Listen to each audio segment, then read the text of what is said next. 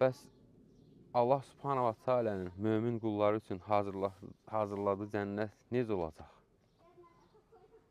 Allah Subhanahu va Taala Səcdə surəsinin 17-ci ayəsində buyurur: Heç bir kəs etdiklərinin mükafatı olaraq onlar üçün fikir verin, gözü oxşayan nə nimətlər gizləndiyini bilməz. Yəni, sən o gördüyün bu gözəlliklər var, heç bir yana ona bənzəmir. Mümküniyyət yoxdur.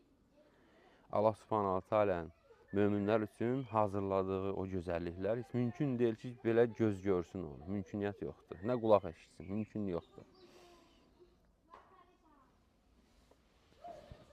Yəni, bu ayədən nə anlanır? Yəni, o ki, insan, yəni o cənnətdəki nemətləri heç bir insan, fərqi yox, heç bir insan tam təsəvvür edə bilməz.